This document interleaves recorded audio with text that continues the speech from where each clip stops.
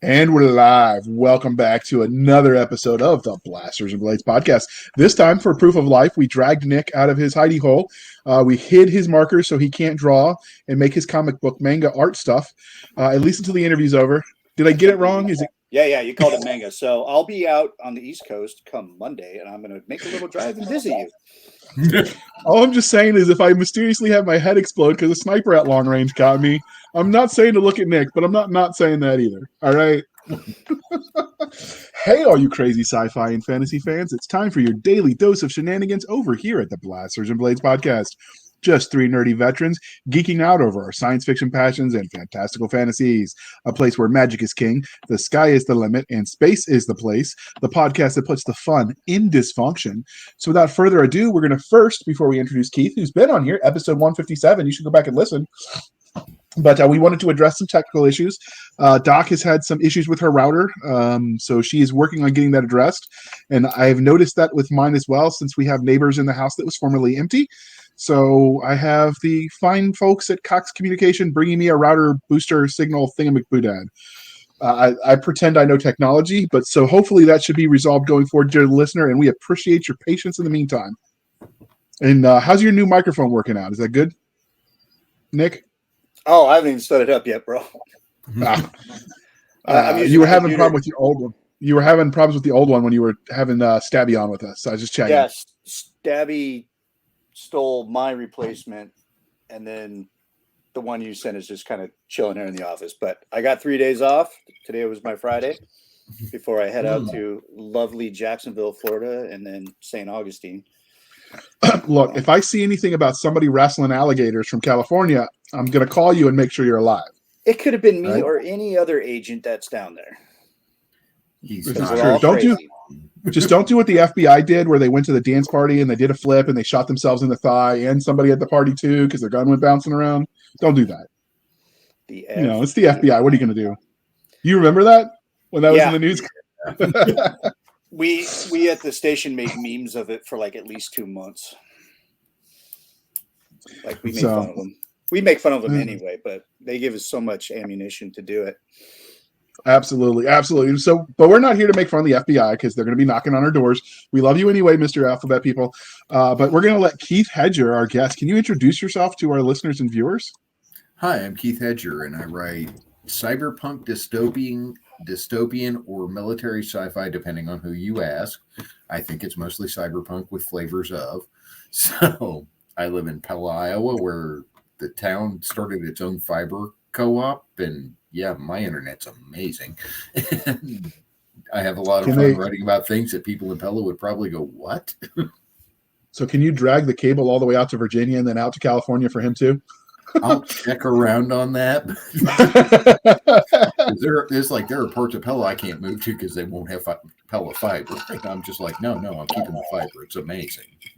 I'm trying to tap into the Navy's ghost net. So unofficially, you're not. If you're listening, Navy, he was making a joke in a story. I am 100% serious. I'll see you guys at 1800. So I don't think we're allowed to call it dystopian anymore. I just think we call it modern, classic, timely. I don't know. So you're saying the word is anymore. You're saying it's become too much of like real life.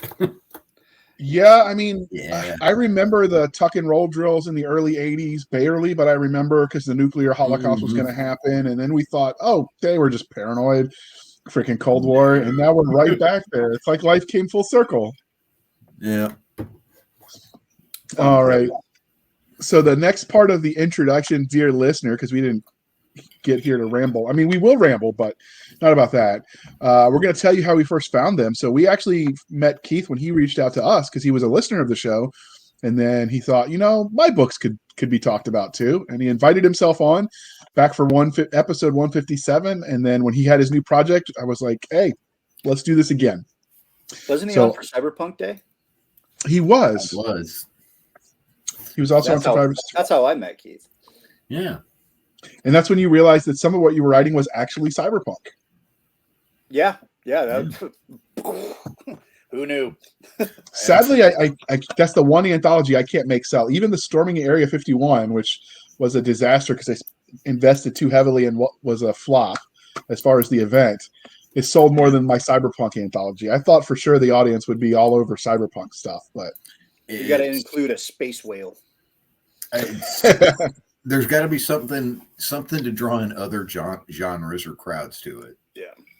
And it was a buddy of mine. Literally, it's like I've read all your stuff. You're writing mil sci-fi, and I'm like, there's not a war going on here. He's like, no, This is mil sci-fi. It was like, okay, I shoot a lot of people, but seriously. Yeah, I don't know. I was pretty proud of the anthology. I don't pick stories that aren't good, so whatever. You win some, you lose some.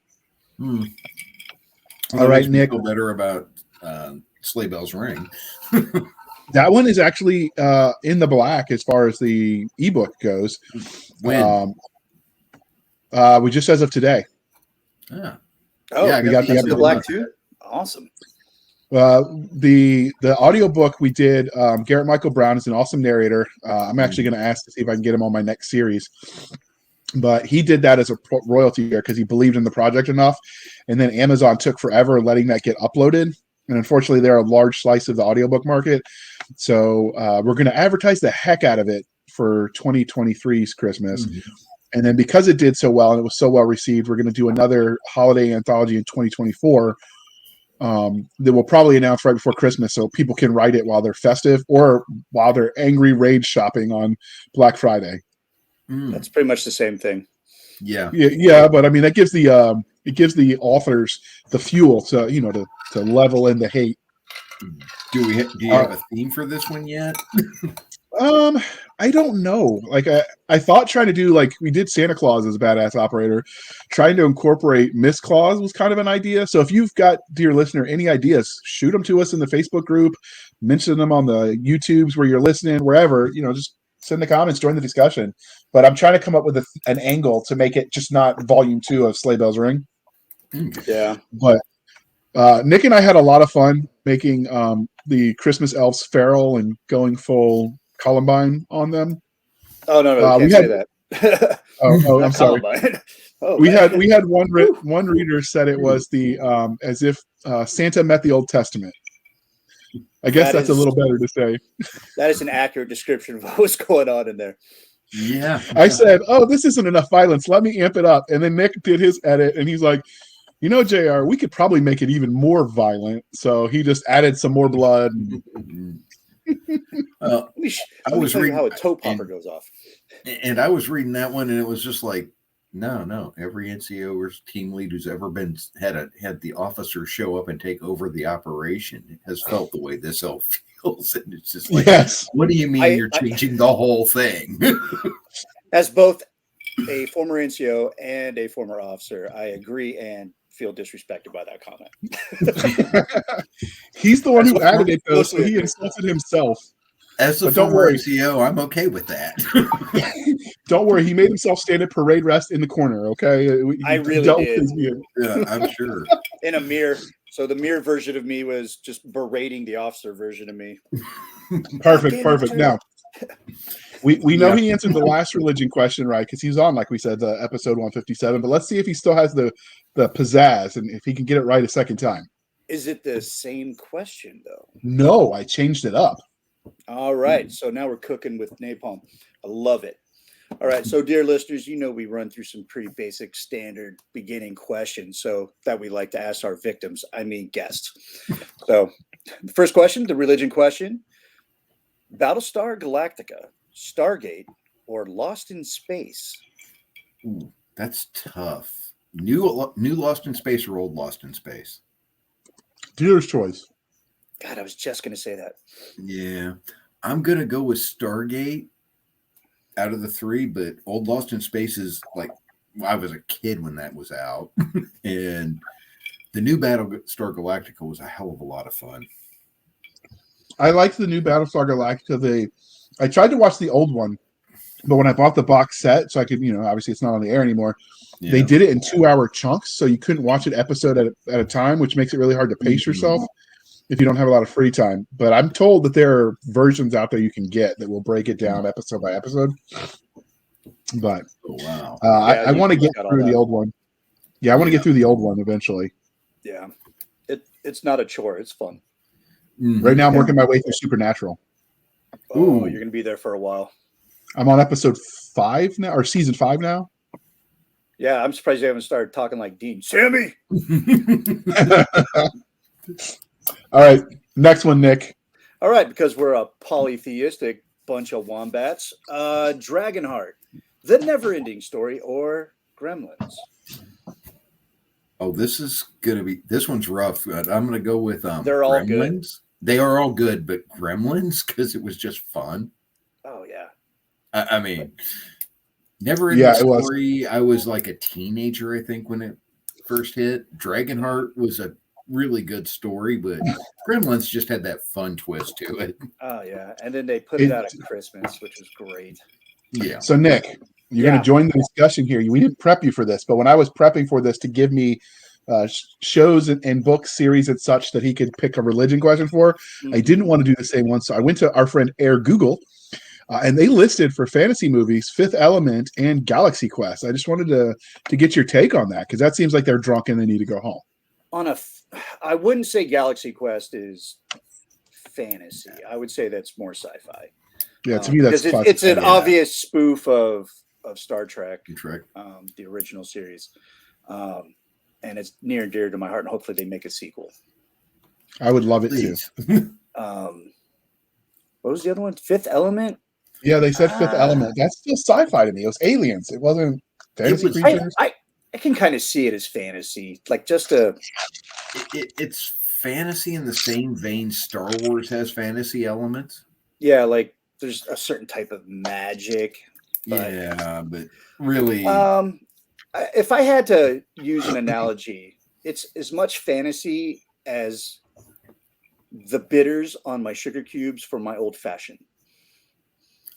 So I'm gonna smile and nod and pretend I know what that means. The bourbon. I totally know what that means. The bourbon is sci-fi. That the fantasy part, it's like, yeah, I guess I can see it, but is it really fantasy? No. So they need to switch from White Claw and go to something heavier, like an old fashioned.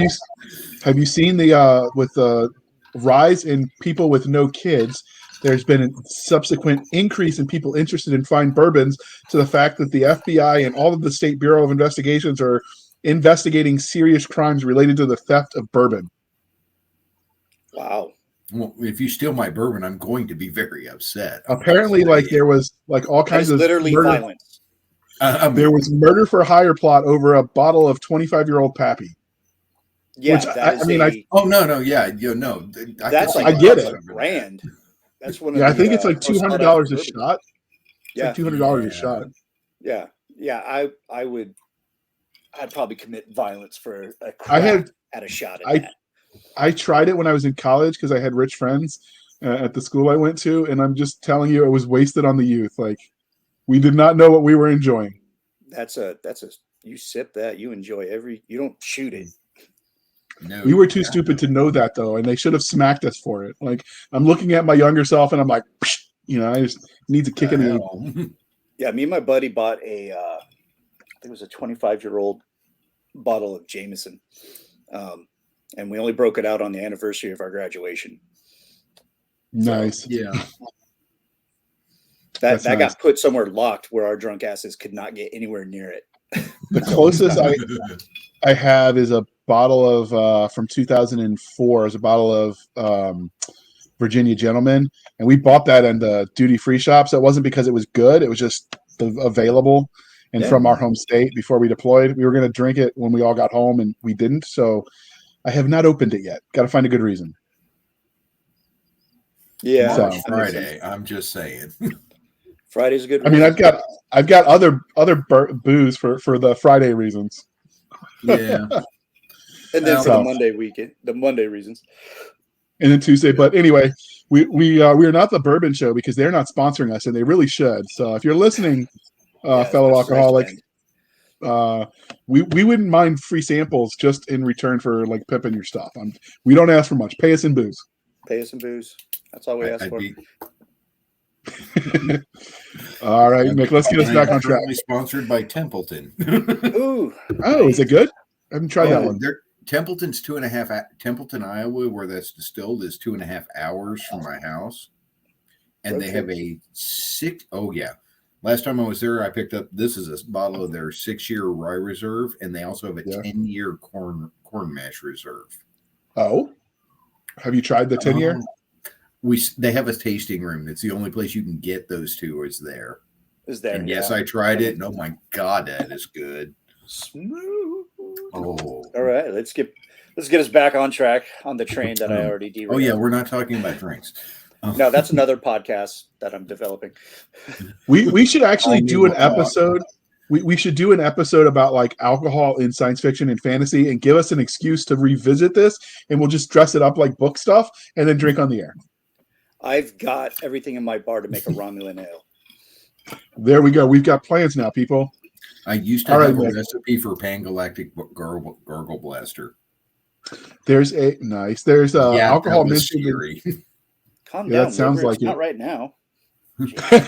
There's a booze in Marco Cluse's world that they made too. I don't know how they got it to look like ice blue water, but where there's a will, there's a way. Oh yeah, and I will find it. So, what was your first love, Keith? Was it sci-fi or fantasy? It was actually sci-fi. Kind of came into it through comic book, TV shows, cartoons going on. Star Wars was like the first movie I really remember seeing. My family went to it in a drive-thru. We kind of talked about that last time I was on.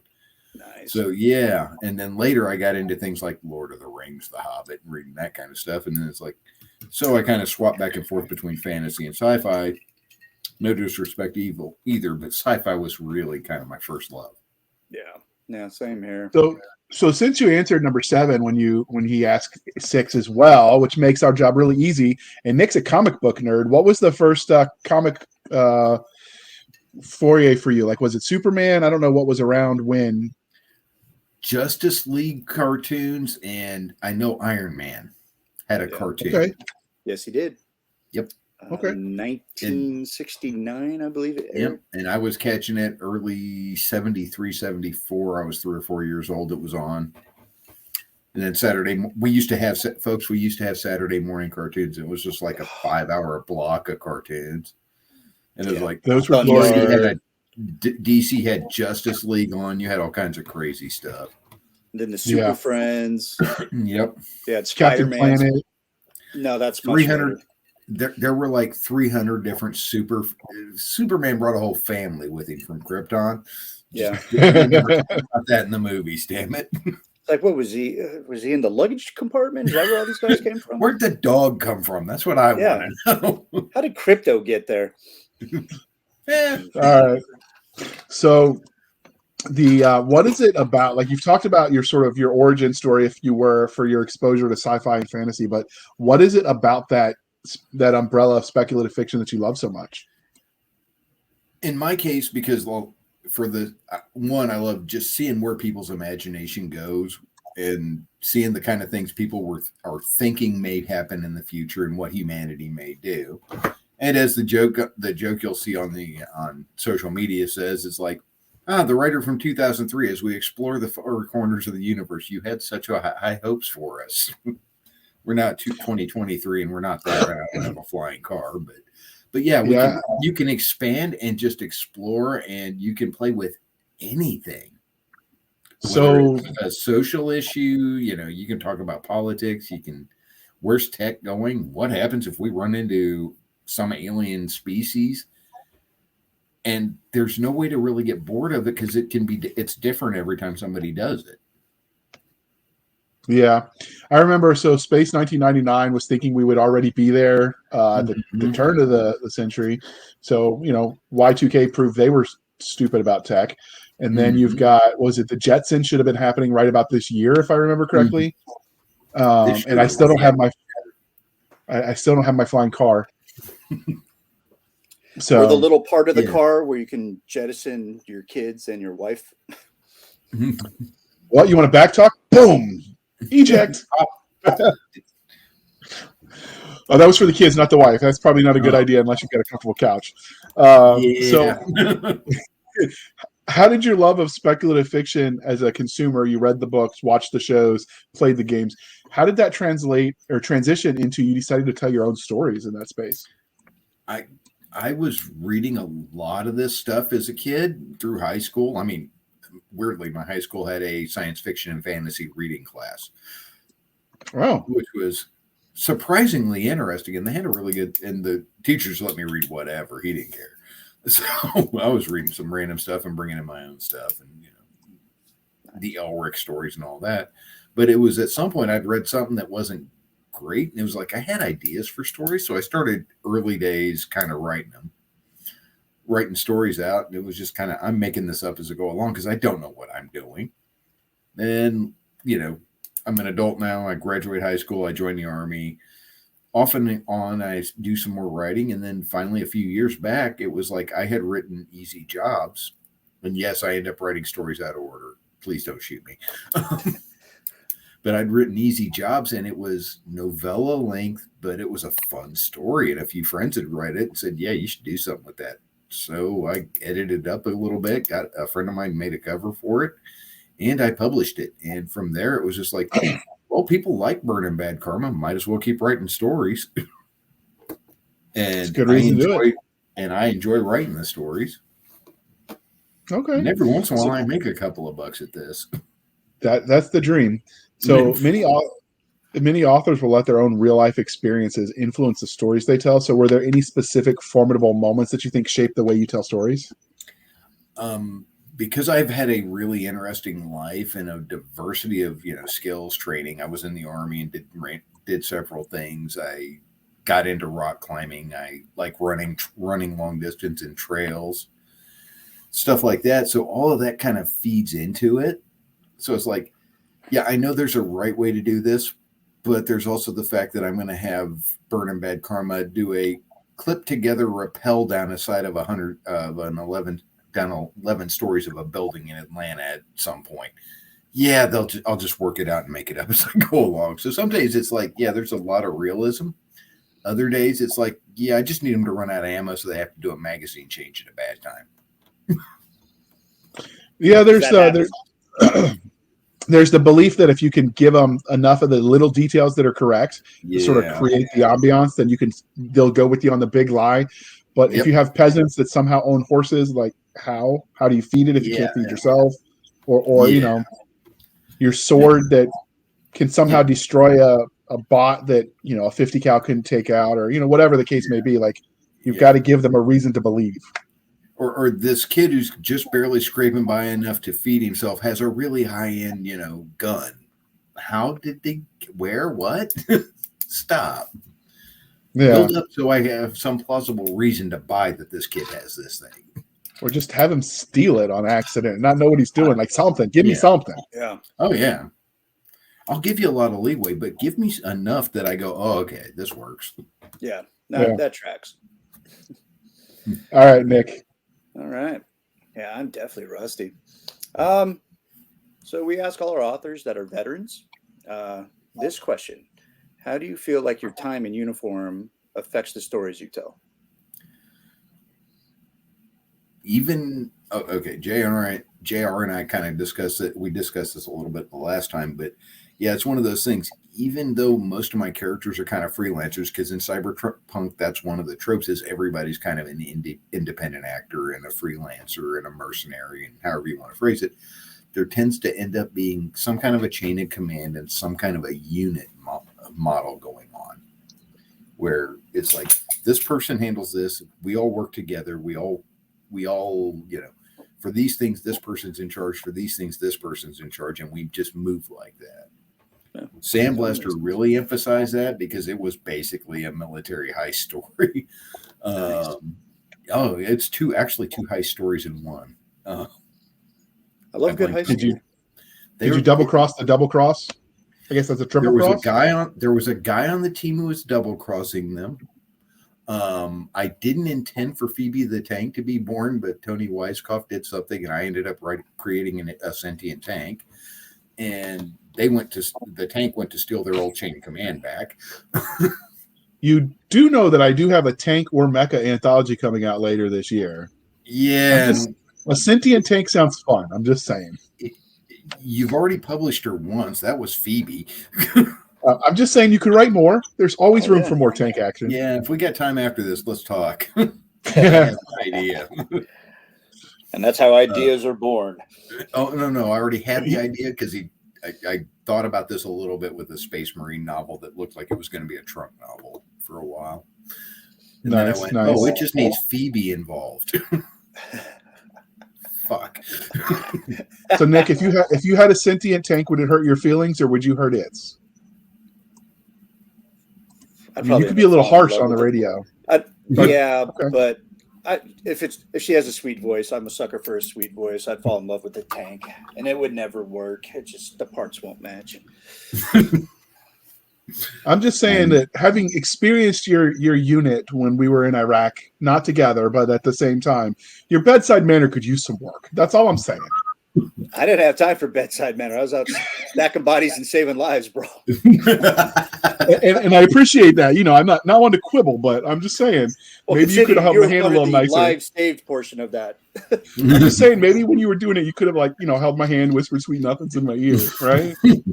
You're fine. Get the fuck up. Get behind You're okay.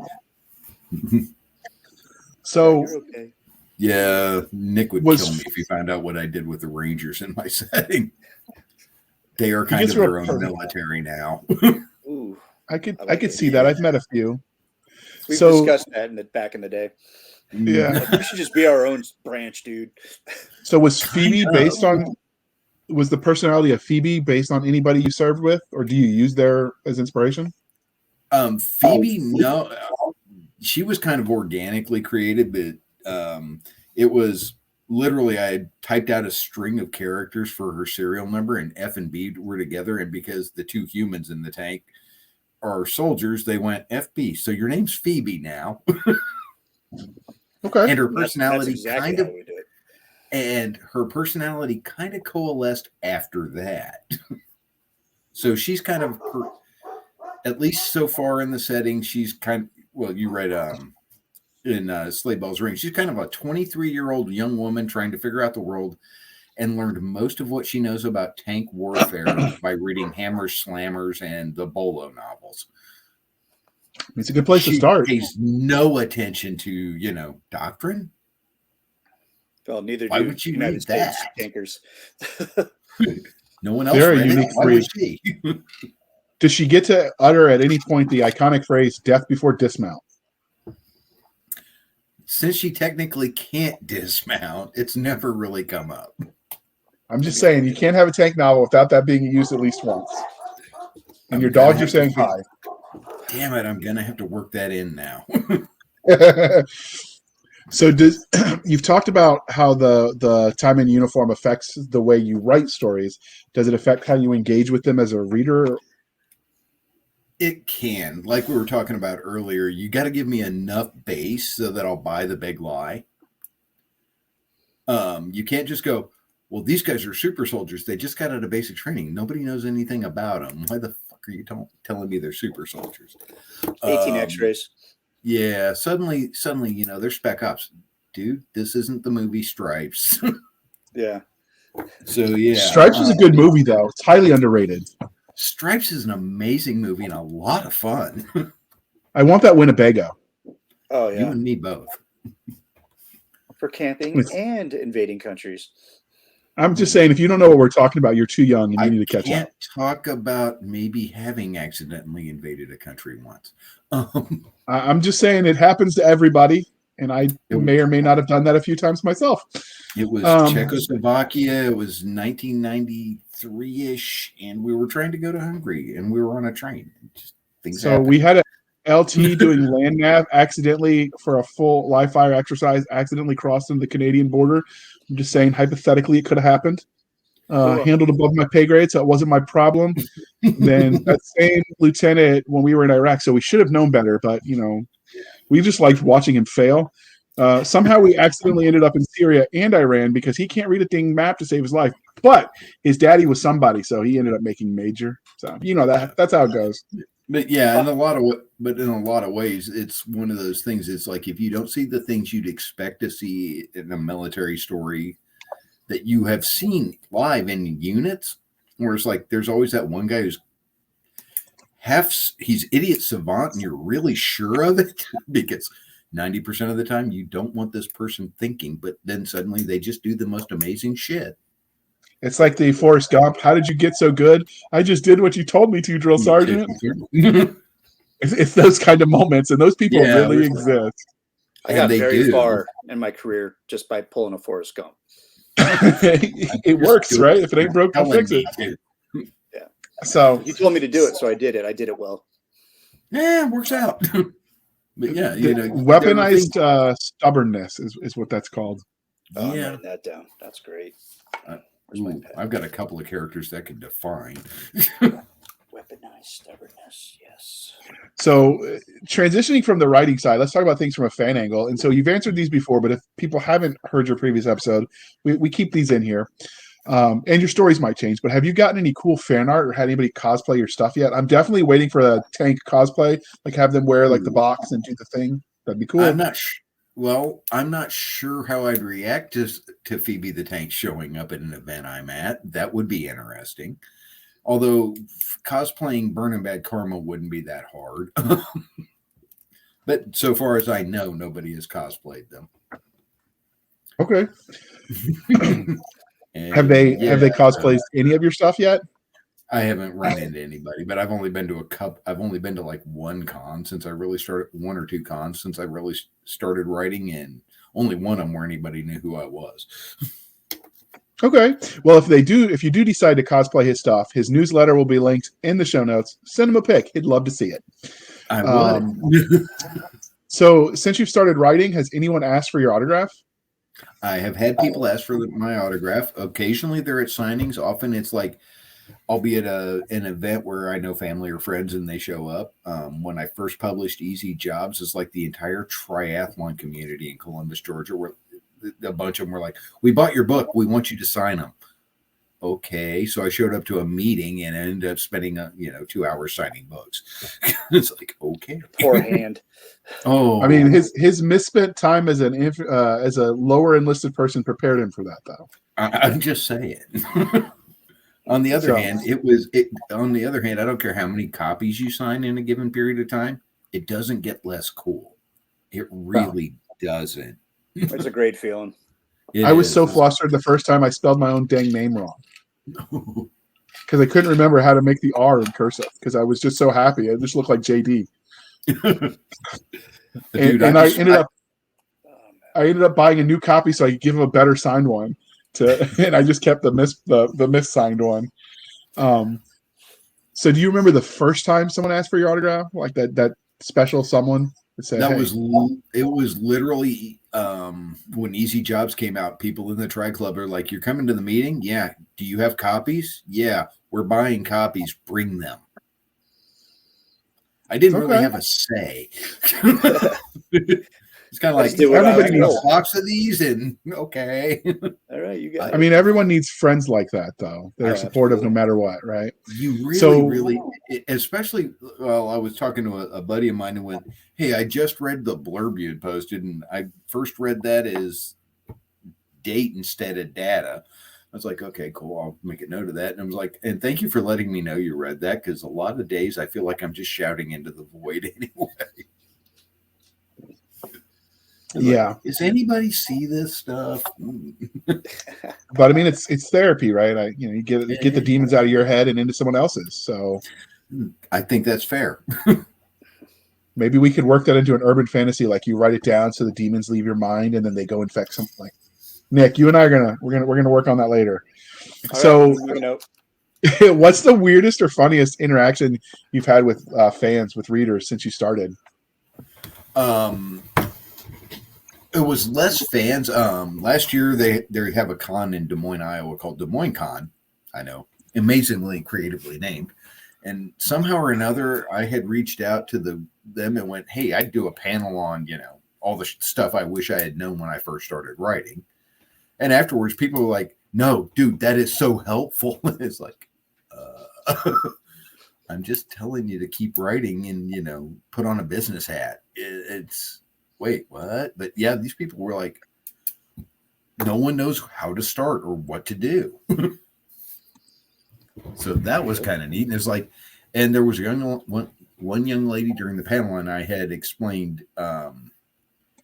I have a story in Bane Books anthology World Breakers called Amarillo by Firefight, which is basically Phoebe the Tank is catfishing an infantry soldier on military Tinder, and then finds out he's in the unit she's got to rescue. Ooh. She blew up a lot of stuff through Amarillo, Texas. Nice. I had a lot of fun with that one. And there was one young lady in the crowd and goes, "What's the name of that story?" And I told her Amarillo by Firefight. And she goes, "And what's the name of the anthology? World Breakers." And I'm pretty sure I sold a copy of that book right then and there. And that's how it's I done. mean, did you have the country song playing in the background, Amarillo by Morning, as you were writing that? Actually, yeah, I did. Music can inspire. I have playlists when I write. Do you do that when you? Do you do that when you draw, Nick? Is it the same when you're drawing as opposed to writing? Oh yeah, the first issue of Phantom Hawk that I drew, and while I was writing, I was listening to nothing but Johnny Cash. I can see that. He's gritty. So I like it. It really had like almost a Western feel to it, but a rock and roll feel to it, and you could it's pretty much the soundtrack for issue 1. So before Nick asks you about your body of work, do you think Cyberpunk and Western could go together? I know Will Smith tried it badly. That's more steampunk than anything else. Yeah, it really was less cyberpunk, more steampunk. And as it is, it wasn't a bad movie as far as it went. It was fun. Yeah, if you shut your brain off and just enjoy the fun, it was fun. Yeah, it was bubblegum for the mind. Yeah. But do you think Cyberpunk could work with Western themes? I could see the honor. Okay, it's kind of like, what's the difference between the Old West gunfighter with a cause and a samurai? Not a hell of a lot. The same thing. They're all Ronin. Yeah. And I could see working that into a cyberpunk story, and it would work really, really well. And I've got a couple of characters I could introduce who really are just kind of Ronin. Yeah. Okay. Yeah, I think it would work well. All right, Nick, back to you. I'm sorry to interrupt. Yeah. No, that's okay. That was a good question. I dug it. So it just kind of spoiler alert on the next question. No big deal. We're going to talk everything about you, sir. Everything that you've written. Can you give us a Reader's Digest highlight reel of your body of work? All right. Well, we'll start in order you should probably read these in is Moving Target, my soon to be coming out California Chaos. Moving Target is the origin story for Bad Karma, how a young mercenary named Breeze became Bad Karma, and there's horrible things I did to that poor lady.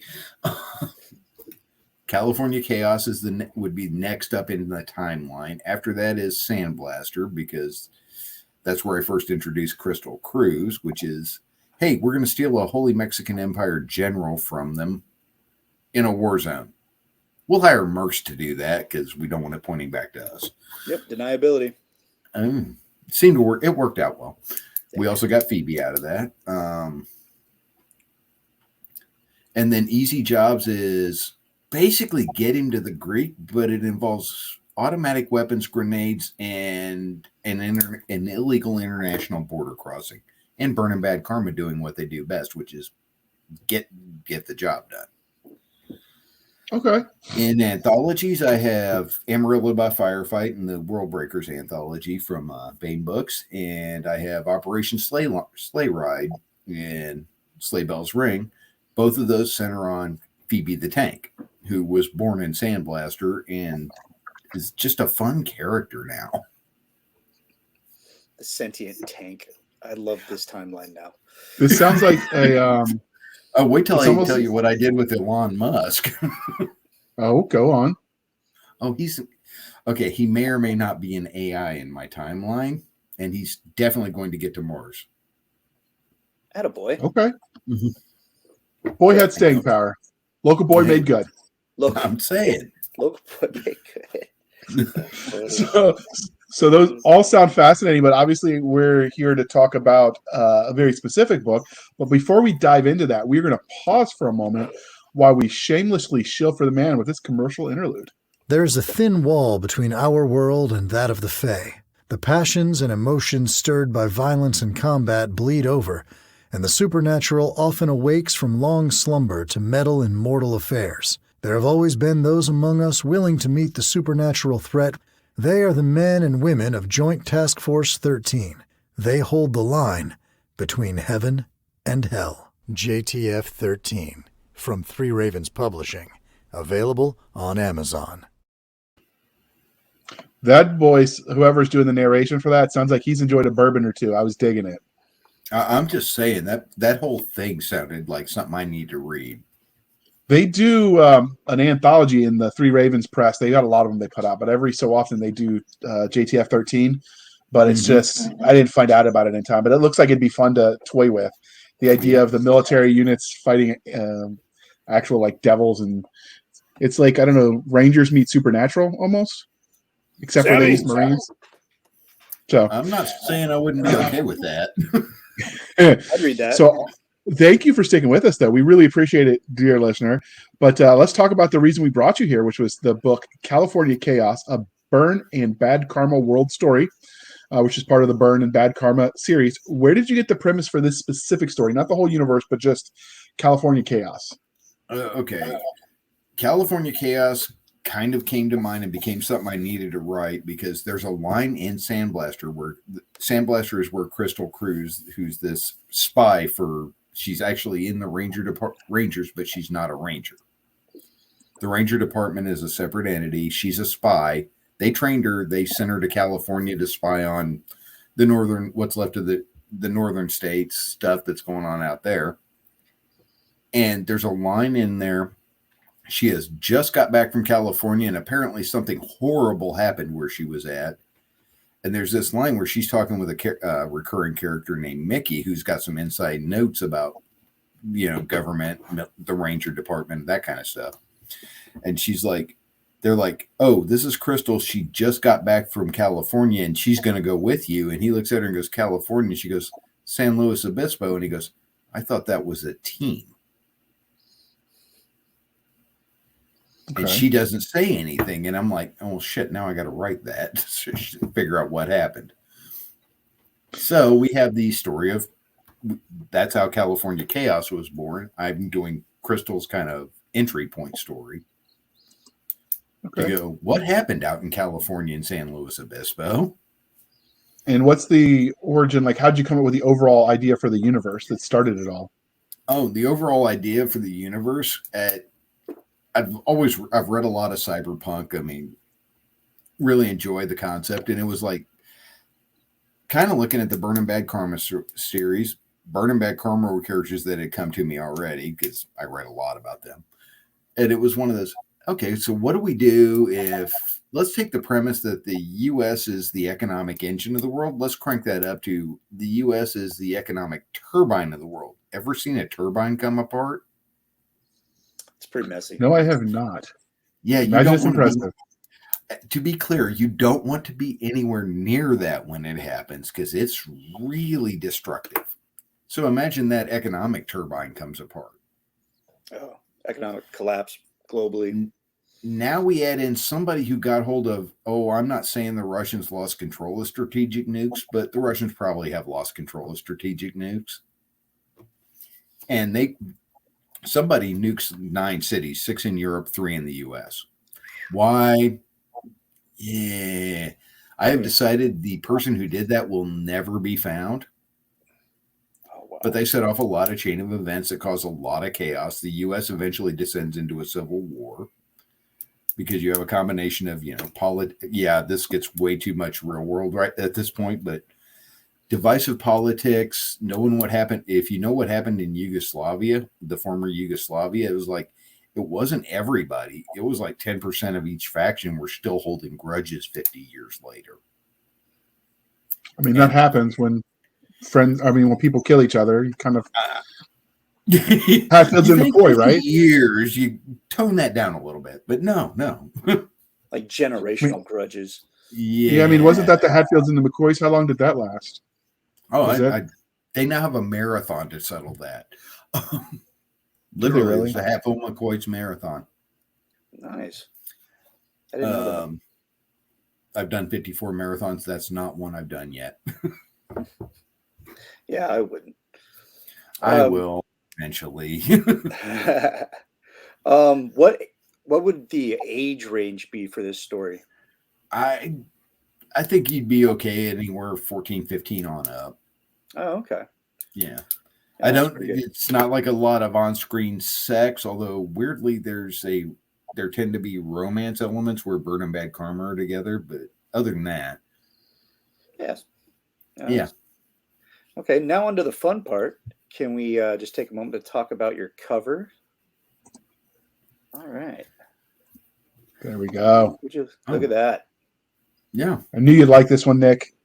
Yeah, I like the colors, the vibrance of the colors. So my wife and I were talking about it, and she was willing to start learning Canva and kind of working on cover stuff for me. So it was like, okay, here's the story. Here's kind of what I think. Figure out what I need for something that's cyberpunk and spy story. This is what she came up with out of Canva, and I really like it. Yeah, it has a spy feel to it. It's got that kind of gritty feel, a little bit of, hey, there's something a little shady going on here. Right, and I like that the character is silhouetted, so there's hardly any detail to it. So it does lend to, what she does. She's a spy. Well, spies are awfully alone. Yeah. I like the type used. The title of the book looks like a neon street sign, which fits with everything else that's going on here. That works. I hadn't really stamp of approval. Yeah. I will let her know. Yeah. She will appreciate that. But yeah, no, she put that together, and she had a couple, 3 options, and we were like, yeah, this one really kind of works. This one does the best job of, hey, you're a spy, you're far from home, and things just went really, really, really bad. So yeah, it's one of those, you're a spy, you're stealing data, and you encounter another spy from another country. Oof. Cloak and dagger time. No. We skipped Cloak. Well, we went straight to Dagger. He went straight to Dagger, and it did not end well for him because she was trained by Rangers. That warms my heart hearing that. Okay. I lived across the street from 75th Ranger Regiment for 2 tours at Benning. Not going to fault the guys. They know they're hand to hand. Yeah, they have the first confirmed kill with an MRE spoon. Wait, really? Don't they have the only confirmed kill with that? They have the first one. They probably had many after. Because I remember once there was one. Yeah. Well, that was required. Like your first MRE spoon deployed Oconus, you had to hold on to that, and you would just stick it through the molly gear in your body armor. Oh, wow. I mean, I thought we kept it there just because we were being badasses, not because they had actual potential as weapons. It's a little bit of column A, a little bit of column B. We used to throw we always the carried Campbell knives. soup. Yeah, we also stuck Campbell soup in the engine blocks, the little to-go cup, so that way when you had a chance, soup was always warm. Soup was always warm. Chow time. Hot soup. What can you say? The glories of building a rogue construction engineer were that I always had a way to heat my MRE. Yep. There's a giant diesel engine right there.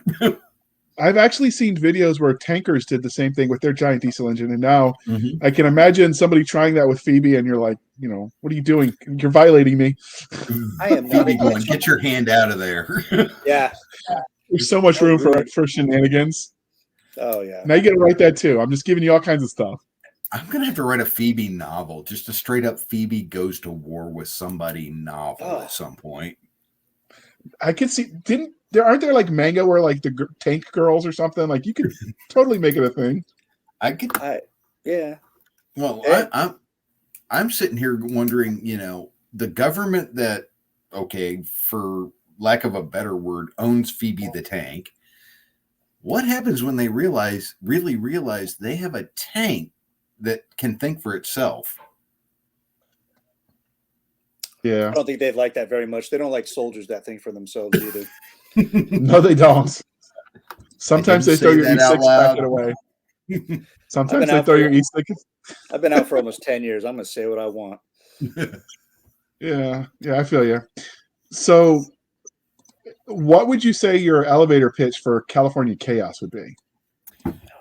Do you like James Bond, Cyberpunk, and a lot of action? Go. Okay. That sounds like the greatest sandwich ever. Yeah. You know, it kind of comes up in the story where they talk. Part of Crystal's training was, your normal mission is mission 1: get data, get it back to home.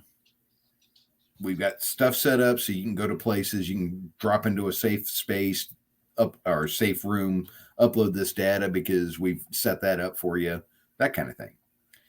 If things go bad, I'll go to mission level 2, which is create chaos and confusion, and see if you can keep operating.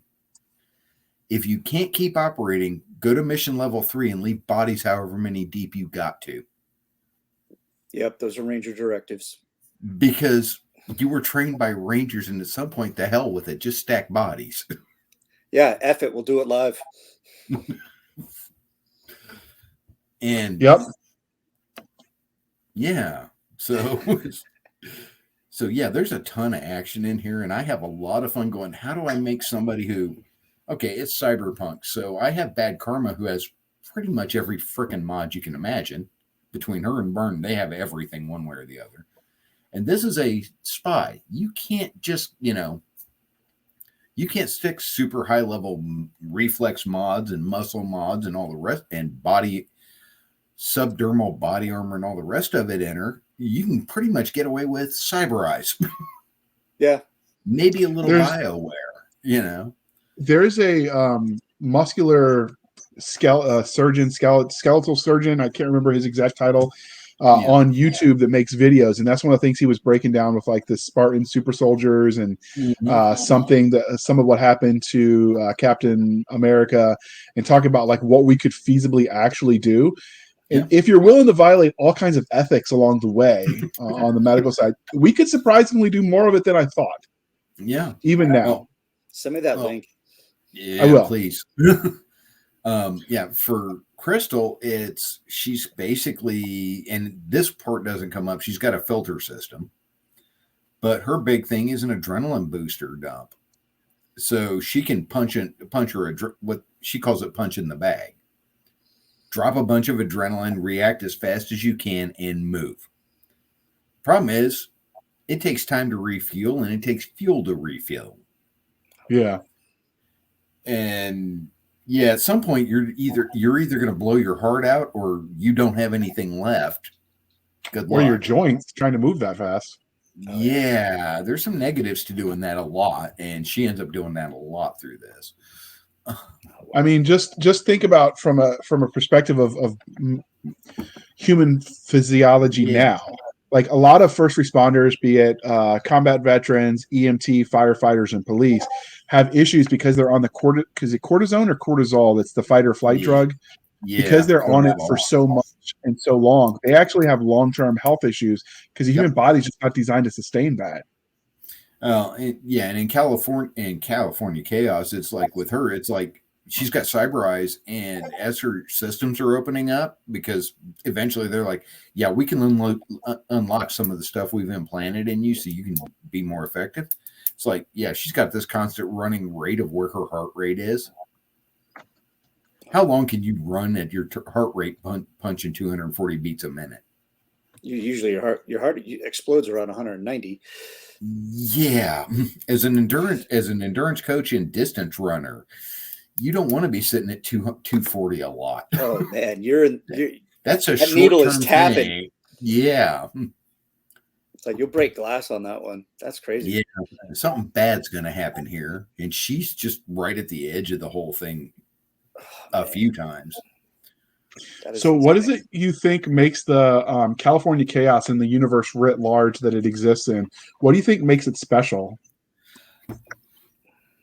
I put a lot of thought into what the outcomes would be when, economics go sideways, when somebody nukes major cities. What's China's response when China's falling apart because all its best customers aren't customers anymore? Yeah. We've got to taste that with yeah. And yeah, China plays a big role in this one because they're kind of the bad spy that runs into Crystal is with the Chinese because they're trying to secure and be security forces in California to protect their interests there. And it's like, yeah, and we lost a spy. Oh, what happened? That's generally something people get mad about. Yeah, no. So they become kind of the primary bad guys. And weirdly, it's like I wrote their commander is, I like him. I feel almost bad about what I did in here. That means you did it right. Yeah. So what tropes do you feel like you leaned into for California Chaos? I leaned a lot into spy tropes. Hey, for as long as possible, you need to be invisible. You're just part of the scenery. You do what you do. You quietly do what you do. And then when you can't, you turn into James Bond and just do horrible shit to people. So this is cyberpunk. So technology is a little bit wonky, cybernetics, transhumanism, all the things. Yeah. So when you say you go invisible, do you mean like active camouflage, or do you mean just blend into the crowd? Blend into in Crystal's case, it's blend into the crowd. You show up for work every day at the airbase. You do your thing. You're actually really good. You're decent at your job.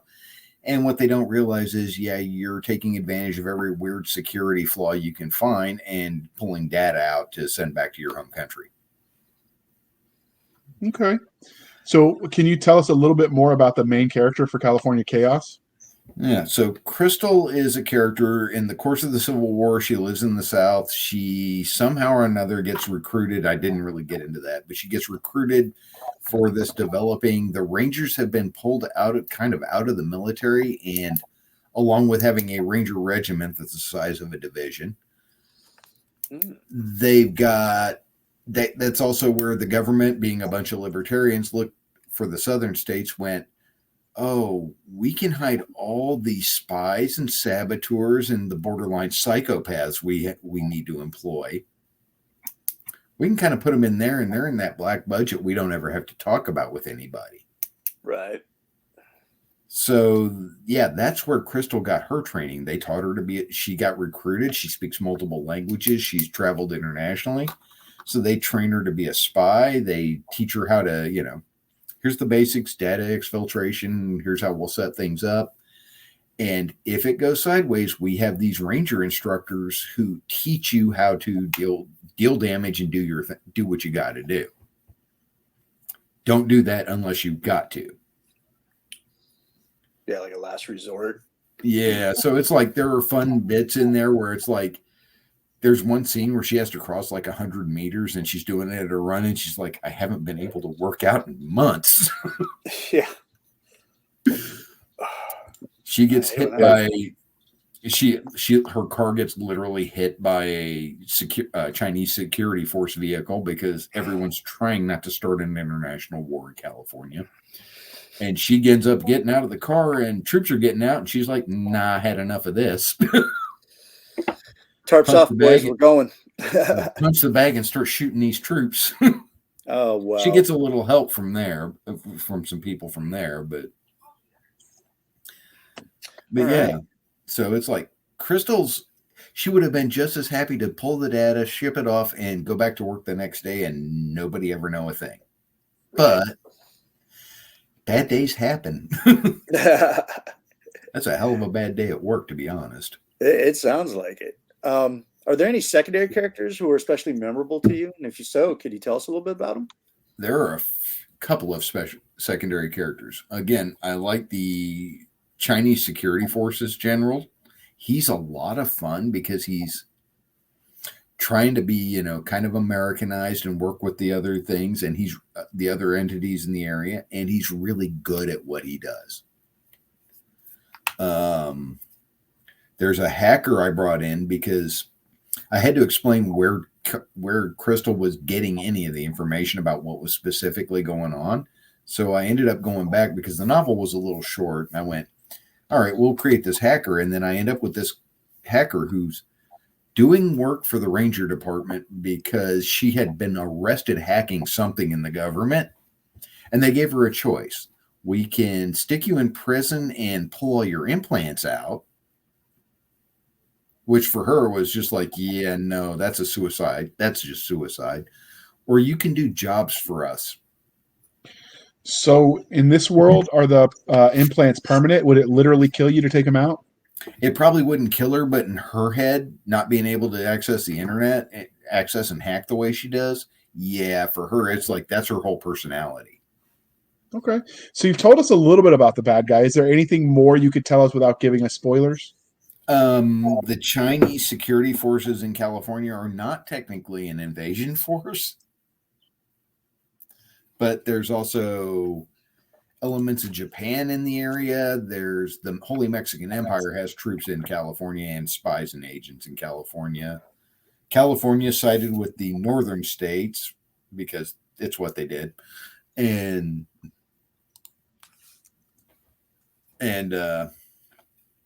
then there's a California partisan movement. They want California to be its own country. So I'm down for that. Let them have it. Real world or in setting, I'm okay with it. I mean, yeah. So do you have a map of the territory of the United States where you're writing this as it stands in your books? I literally had to print out a map of the U.S. and kind of outline where what country ends and begins. Oh, that's cool. How many different divisions are there? Like, there are realistically 5. You have the nice. Southern States Union. You have what everybody else refers to as the Northeast. So from the Mississippi east and north of the Mason-Dixon line would be the Northeast, except California flagged with them. The Southern states did what they did. From the Mississippi to probably California, Oregon, Washington, and Idaho is what they call the Middle American states. Everybody refers to them as the farmers because it's all farm country. Mm-hmm. And then you have the Holy Mexican Empire that has gone kind of invasive. They've got part of Texas. They're in New Mexico. Oh, Texas is just a war zone. I've written 2 stories in that. Are the stars at night still big and bright? Depends on how you like your artillery and air combat.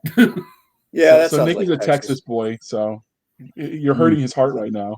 It's like we already fought a war to free ourselves from the Mexicans. Damn it! Well, technically the Spanish. So does Santa Anna get his revenge finally? Then is that what you're telling us? Not really. It's kind of a stalemate. They've got parts of Arizona. They've got parts of New Mexico, parts of Arizona.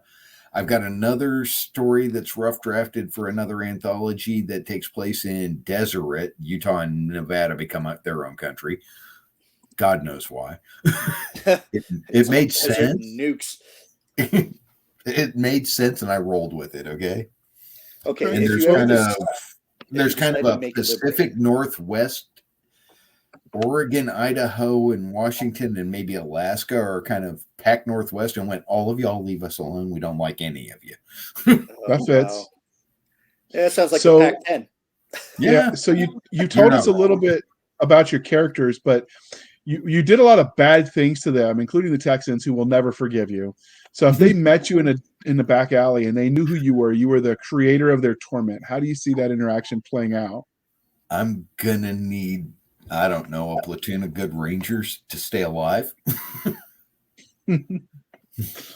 I'm just saying, these are some highly tooled up people and they're angry. And when you write these characters, do you have like a favorite character archetype that do you use? Do you let the story sort of flow and build the character around it, or do you have like a template? How do you create these characters?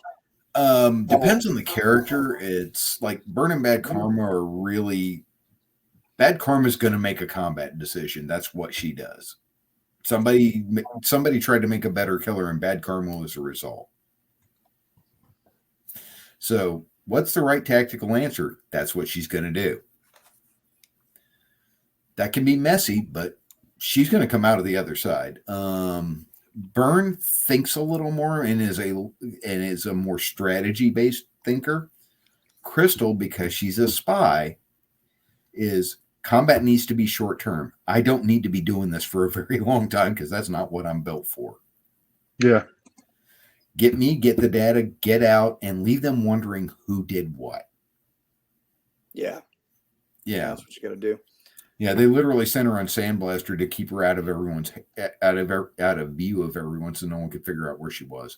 It's like, we're going to hide you, so we're going to send you to a really dangerous job. Oh, that's how things work. I'm just saying. Just hide them right in the middle of chaos in plain sight. Yeah. Is California Chaos a part of his series? It is part of the Burn and Bad Karma series. It just doesn't happen to have Burn and Bad Karma involved in it. Okay.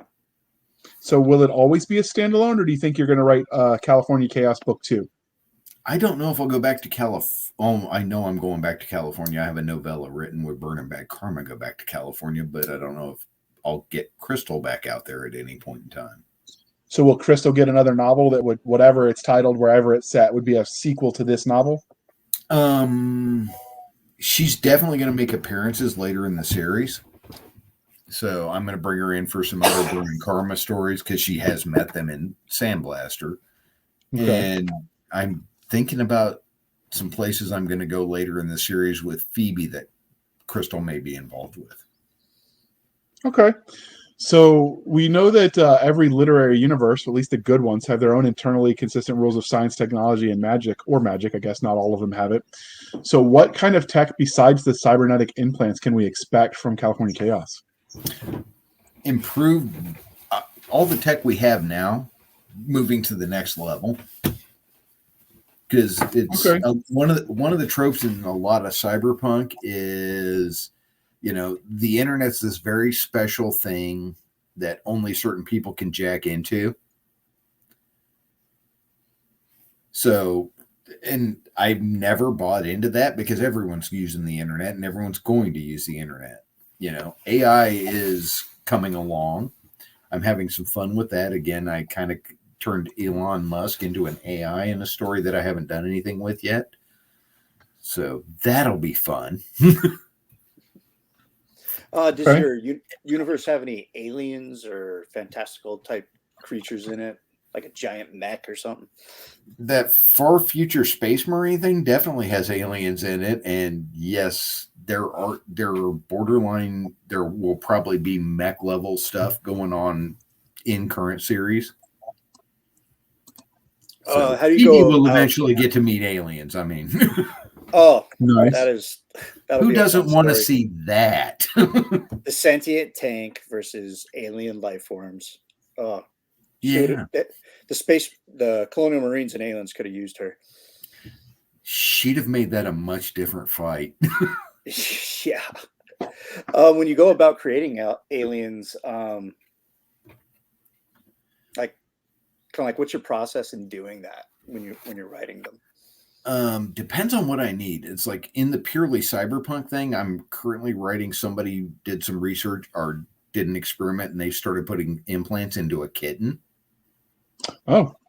So the kitten's kind of hyper aggressive because of it. Well, yeah. Aren't they already aggressive? And they can't sleep. Yeah. The cats are already kind of a-holes. So yeah. Then you go and you give them cybernetics and implants and make them worse. Yeah. And if you've never read it, Neil Stephenson's Snow Crash has the most amazing cyberpunk or cybered up dog ever.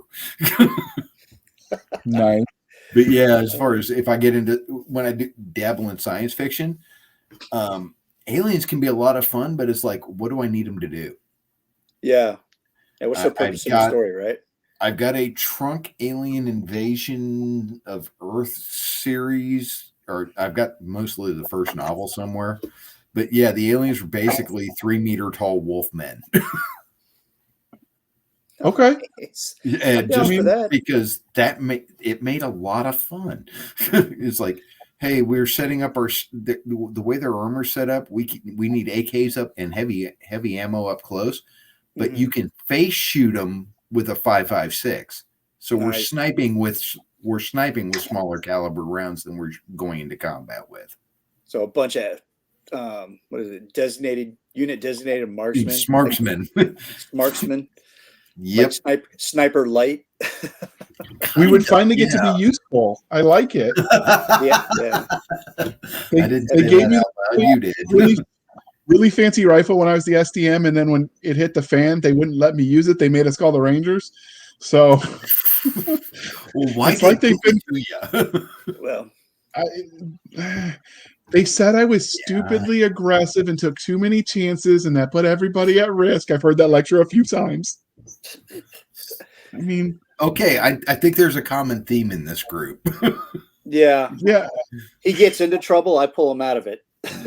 Pretty much. Speaking of pulling us out of trouble, obviously we're winding this down. But is there anything about California Chaos we didn't ask that you wanted to tell us? It's a really fun story. The alpha readers have said this is an amazingly fun, good story. It's a fun story, and there's a lot of action, and you just keep it moving. And the characters are kind of real people dealing with real stuff, along with, hey, everyone's trying to kill us. Yeah. That happens sometimes. So before we let you go, dear listener, I wouldn't be the Blasters and Blades podcast if I didn't remind you to please be kind and speak your mind on the reviewing platforms. Your reviews help the right readers find the right books, so do your part. And that includes all the literature you buy, be it comic books or novels or audiobooks. Do your part. Like, the reviews really help. They help the algorithms tell to share the novel. So if you like it and you want more of it, you need to tell the readers, to other readers like yourself, to give it a chance. So it really does matter. We harp on it a lot because it's an important part of the process from the business side. Sharing is caring. Sharing is caring. So how can listeners find you? And as usual, Keith, we will link all of this in the show notes for you. But how can listeners find you on the interwebs? If you just want to shoot me an email and tell me I wrote a great story, I'd really appreciate that, for one. You can email me at keith@keithhedger.com. My webpage is my website is keithhedger.com. And I've got, from there, you can link over to Facebook and all the other stuff I've got on my other social medias. Okay. You can find us on Twitter at twitter.com/SF_fantasy_show, Sierra Foxtrot _fantasy_show. You can email us at blastersandbladespodcast@gmail.com. Again, blastersandbladespodcast@gmail.com. We do answer those, so if you want to reach out, or you can reach out to us individually, that's all linked on the Amazon on the YouTube About page. You can find us on Facebook, where all the shenanigans happen, at facebook.com/groups/Blasters and Blades Podcast. Again, /groups/Blasters and Blades Podcast. A little birdie told me that at some point in the future, Nick's going to be doing some drawing on air for us again. He used to do that back in the day, and he wants to start that. So he's going to be sharing some of that to the Facebook page in the future. You get to watch his process. Hear Stabby threaten to kill him again in the background, with love. It's all with love. You can join us on our website at anchor.fm/blasters-and-blades. Again, anchor.fm/blasters-and-blades, where for as little as 99 cents a month, you can help keep the lights on. These podcasts don't pay for themselves. Or you can support the show more directly, and we greatly appreciate you if you do. It's buymeacoffee.com/author J.R. Handley. Again, buymeacoffee.com/author J.R. Handley. And if you do, be sure to put in the comment section that it's for the podcast. And I promise I will keep Doc Cisca and Nick Garber duly intoxicated with only the finest bourbon, and they will drink it until their wallet surrenders, because that's not a cheap hobby. No, it's not. But it's worth it. It really isn't. Now I want to have that pappy when it's like I'm an adult and I can actually appreciate it. We've got goals now, Nick. Yeah, We're going to make I've this al- happen. Wait, That's wait, been a wait. goal of mine for these 5 years. Wait, there's one of us in this group that's an adult. Okay, in theory, sort Fair of, enough. maybe. It's I'll government go with standards. that. There's got to be Government someone standards. listening that's an adult. Right. There we Yeah, go. fair. And we'll just take credit Somebody for it. somewhere involved is an adult. We'll just go with that. Outstanding. All right. Thank you for spending some of your precious time with us. For Nick Garber and Doc Cisca, I am J.R. Handley, and this was the Blasters and Blades podcast. We'll be back next week at the same time where we'll indulge our love of nerd culture, cheesy jokes, and all things that go boom. Thank you for coming, Keith. This was a lot of fun. You're always fun to chat with. I try to be fun. Thanks a lot. I really appreciate the opportunity. And hope everybody had a good time. It was nice seeing you again, Nick. It's nice when you can make it. Your stinking bosses want you to do things like work. I don't know what that's about. Yeah, now that I'm a Marine instructor, I just made more work for myself now. Yes, but you Oh, get to what strut were around you with the fancy thinking? clipboard. I do. they give I you- have it's mine from when I was a lieutenant, and it says, "No, Nice. really, I run this circus" on the back. I dig it. All right, you should take a picture of that and put it in the Facebook group for everybody. I Give them will. incentive to join. All right. Thank you, guys. We'll see you next week.